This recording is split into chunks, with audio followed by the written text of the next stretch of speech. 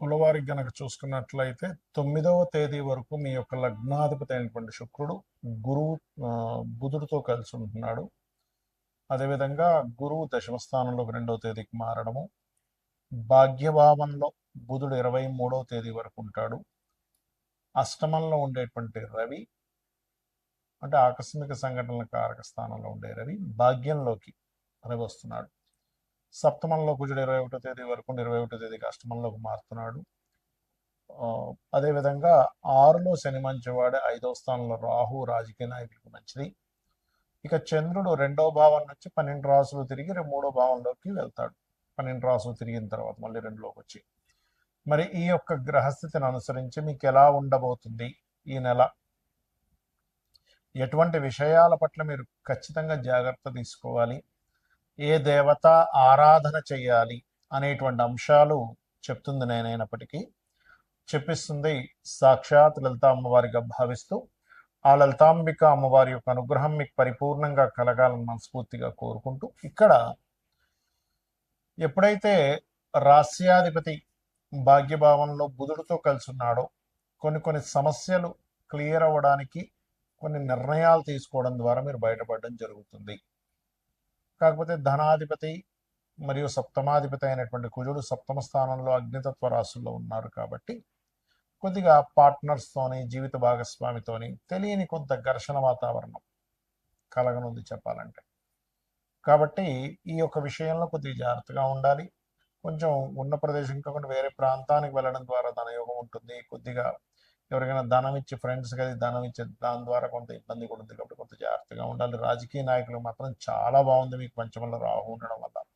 మీరు చేసే ప్లానింగ్ ఏదైతే ఉంటుందో ఖచ్చితంగా మంచి ఫలితాలు ఇస్తుంది. తద్వారా శత్రువుపై జయము మరియు లోన్స్ క్లియర్ చేసుకోవడానికి, లోన్స్ లభించడానికి శని 6లో ఉండి చక్కగా యోగిస్తున్నాడు. శని 6లో ఉంటూ దశమంలో ఎప్పుడైతే గురువు ఉన్నాడో ఉద్యోగ అవకాశాలు, అందులో ముఖ్యంగా బ్యాంకింగ్ సెక్టర్స్, కన్సల్టెన్సీ సెంటర్స్లో జాబు, అదేవిధంగా టీచింగ్ ట్రైనింగ్ ఇలాంటి వాటిల్లో ఇలాంటి రంగాల్లో ఉండేటువంటి వారికి ఖచ్చితంగా ఉద్యోగ అవకాశాలు రావడం అనేటువంటిది బలంగా చూపిస్తుంది. అయితే మీరు ఎట్టి పరిస్థితుల్లో కుజుడు మారే వరకు కూడా వివాహ నిర్ణయాలు, పార్ట్నర్షిప్ సంబంధించినటువంటి విషయాల్లో కాస్త జాగ్రత్తగా ఉండాలి.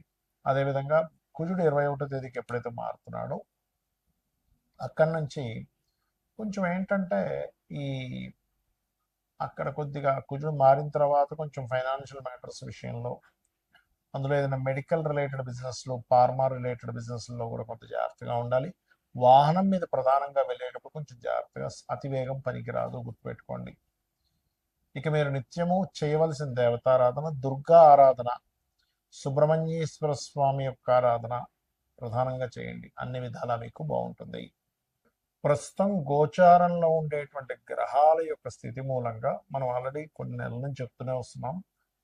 కుజుడు అగ్నితత్వ రాశుల్లో ఉన్నాడు కాబట్టి విపరీతమైన ఎండల వల్ల వచ్చే ఇబ్బందులు ఉంటాయి. ఇది కొంచెం జాగ్రత్తగా ఉండాలి. నీటి వల్ల వచ్చేటువంటి వైరస్లు, గురువు అతిచారంలో కర్కాటకంలోకి వెళ్ళాడు కాబట్టి ధరలు విపరీతంగా పెరగడం తగ్గడం, అది గోల్డ్ అనుకోండి, సిల్వర్ అనుకోండి, అన్నీ కూడా మనం ఆల్రెడీ మే 11 నుంచే, May first week second week నుంచి పెరుగుతాయని చెప్పాం. అదే రకంగా పెరుగుతూ వస్తున్నాయి. అయితే ఇక్కడ ఏంటంటే ఈ గోల్డ్ మీద ఇన్వెస్ట్మెంట్ చేయాలా, సిల్వర్ మీద ఇన్వెస్ట్మెంట్ చేయాలని చాలామంది అడుగుతుంటారు. భూముల మీద చేయాలని ఒకటే గుర్తుపెట్టుకోండి, మీ జన్మజాతకంలో కనుక రవి గురువులు బాగుంటే గోల్డ్ మీద చేయొచ్చు, ఎఫ్లెక్షన్లో లేదు అనుకుంటే. చంద్రుడు బాగుంటే సిల్వర్ మీద చేయొచ్చు, కుజుడు బాగుంటే ల్యాండ్స్ మీద చేయొచ్చు. మీ చతుర్థ భావం కూడా బాగుండదు దాంతోపాటు, కుజుడితో పాటు, అప్పుడు ల్యాండ్స్ మీద మీకు కలిసి వస్తుంది.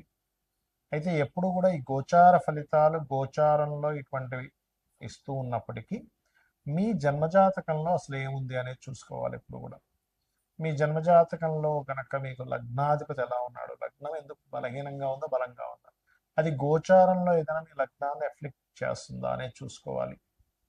అప్పుడు ఏమవుతుందంటే మీకు అది ఏ గ్రహం ద్వారా మీకు ఎఫ్లిక్ట్ అవుతుందో దానికి దానం ఇచ్చుకున్నా, దాని మంత్రం చేసుకున్నా మీకు క్లియర్ అయిపోతుంది. ఏం టెన్షన్ పడక్కర్లేదు. ఏలినాటి శని వచ్చేసింది, కాలసర్ప దోషం ఉంది, ఇలాంటివి ఏం పెట్టుకోకండి. మీరు నిత్యము మీరు మీ ఇష్టదైవాన్ని ఆరాధించుకుంటూ నిత్యము లలిత చదువుకోవడము, ఉదయం సాయంత్రం ఏదైనా చక్కగా ఒక ఆలయానికి వెళ్ళడం చేస్తే మీ చుట్టూ మీ ఆరాలో పాజిటివ్ ఎనర్జీ ఎప్పుడైతే వచ్చిందో దేనికి భయపడాల్సిన అవసరం ఉండదు. కాకపోతే ఇక్కడ ఏంటంటే ఆస్ట్రాలజీ ఎందుకుంది, జ్యోతిషాస్త్రం ఎందుకుందంటే మీకు ఒక మార్గం చూపించడం, జ్యోతి అంతే కదండి, వెలుగు, జ్యోతిష్యము అంటారు. కాబట్టి వెలుగునిస్తుంది. అసలు మీకు ధనయోగం ఎందులో ఉంది అనేది మీ జాతకం చెప్తుంది. ఈ మార్గంలో వెళ్తే, ఈ ప్రొఫెషన్లో ఉంటే, ఇది చదువుకుంటే, ఈ వ్యాపారం చేస్తే, ఈ ఈ సమయంలో వ్యాపారం చేస్తే, ఇటువంటి వాటికి సంబంధించిన సర్వీసెస్ లేకపోతే ఉద్యోగం చేయాలనే దాన్ని ఒక క్లారిటీ ఇస్తుంది. అదేవిధంగా మీరు చేసే ప్రయత్నాలు అనుకోండి, మీరు ఉండే డైరెక్షన్, అంటే మీరు ఎప్పుడు గృహం కొనుక్కోవాలి, ఏ డైరెక్షన్లో నివసిస్తే మంచిది అనేది మీ చతుర్థ భావం. సంతానం ఎందుకు అభివృద్ధి అవ్వట్లేదు, సంతానం కలగాలంటే ఏంటి, కలగకపోవడానికి కారణాలు ఏమిటి, కలిగినా ఎందుకు వారు అలా ఉంటున్నారు, దానికి రెమెడీ ఏం చేసుకోవాలి మీ పంచమ భావము. రుణరోగ శత్రుభావం అంటారు. అంటే మనం పూర్వజన్మంలో చేసినటువంటి కర్మలు రుణము రూపంలోని, రోగము రూపంలోని, శత్రు రూపంలో వస్తుందట. దాన్ని మీ ఆరోభావంలో ఉండేటువంటి గ్రహాల యొక్క స్థితిగతులను బట్టి మీరు దాన్ని సెట్ చేసుకోవాలి. అలాగే మరొక విషయం ఏంటంటే, ఇక్కడ గమనించినట్లయితే ఈ జాతక చక్రంలో ముఖ్యంగా మీకు అష్టమం అంటే ఆకస్మిక సంఘటనలు, దశమం వృత్తి, లాభం వ్యాపార సంబంధించినటువంటి విషయాలు ఏవైతే ఉంటాయో, ఇక్కడ ప్రధానంగా మీ యొక్క పర్సనల్ చార్ట్లో ఎలా ఉంది అనేటువంటి విషయాలను చూసుకోవాలి. అవి ఏమీ చూసుకోకుండా కేవలం మీరు ఏలినాటి శని వచ్చేసింది, అర్ధాష్టమి శని వచ్చింది, దాని ప్రభావం ఉండదని నేను చెప్పట్లే. అది ఉన్నప్పటికీ మీరు ఏలినాటి శని ఉన్న ఎవరైనా సరే ఓం అనాకలిత సాదృశ్య చుబుక శ్రీ విరాజితాయ మహామంత్రం చేసుకోవడము, గోవులకు కాస్త బెల్లము తినిపించడము, మరియు అదేవిధంగా మరొక విషయం ఏంటంటే, ఇక్కడ గమనించినట్లయితే ఈ యొక్క ఈ నిత్యము కూడా ఎల్నాడు శని ఉండేటువంటి వారు కాస్త శనివారం పూట కాస్త ఏంటంటే నువ్వులు నూనె ఒంటికి రాసుకొని దాని తర్వాత స్నానం చేయడం ద్వారా కూడా మీకు ఎల్నాడు శని యొక్క ప్రభావం తగ్గుతుంది, గుర్తుపెట్టుకోండి. ఇక మీరు ఇంకొక విషయం ఏంటంటే, ఇక్కడ మీరు అర్థం చేసుకోవాల్సింది, ఇన్వెస్ట్మెంట్స్ చేసే విషయంలో, విదేశాలకు వెళ్ళే విషయంలో కూడా ఒక సమయం అనేటువంటిది ఉంటుంది. ఎప్పుడు ఇన్వెస్ట్మెంట్ చేయాలి, ఎప్పుడు ఇన్వెస్ట్మెంట్ చేయకూడదు, ఏ సమయంలో ఇన్వెస్ట్మెంట్ చేయడం వల్ల మీకు మంచి ఫలితాలు ఉంటాయి, ఏ సమయంలో ఇన్వెస్ట్మెంట్ చేయకపోవడం వల్ల మీకు మంచి ఫలితాలు ఉంటాయి కూడా ఉంటుంది. అది మీరు గోచారంలో 12వ భావంలో ఏ గ్రహం వచ్చి కూర్చుంది అనేటువంటిది చూసుకోవాలి. అది మీరు ఇది సమయం మంచి సమయమా కాదా అనేటువంటి నిర్ధారణ ఇస్తూ ఉంటుంది. ఆ రకంగా చేసుకుని మీకు ఇంకోటి ఏంటంటే, ఉంగరాలు ఇలాంటివి పెట్టుకుంటూ ఉంటారు, నేను కాదనట్లే, దానివల్ల కొంత ఎనర్జీ, పాజిటివ్ ఎనర్జీ ఉంటుంది. కానీ మీరు ఏంటంటే తెలియకుండా, తెలుసుకోకుండా ఏది పడితే అది పెట్టేసుకుంటున్నారు. అలా కాదు, మీకు మీ జన్మజాతకంలో ఏ గ్రహం మీకు పాజిటివ్ ఫలితాలు ఇస్తుంది, ఆ గ్రహ సంబంధించింది ఇప్పుడు మీకు పెట్టుకోవచ్చా లేదా కొంతకాలం తర్వాత ఆ యొక్క ఉంగరాన్ని ధరించాలా అనేటువంటి విషయం మీ జన్మజాతకంలో నవగ్రహాల్లో ఏ గ్రహం మీకు పాజిటివ్గా ఉందో చూసుకుని దాన్ని పెట్టుకోవాలి.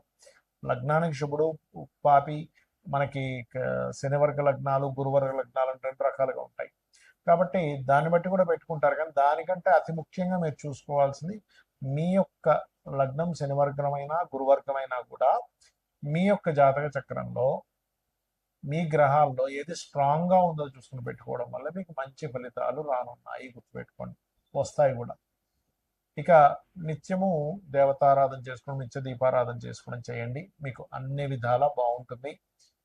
శ్రీమాత్రే నమః.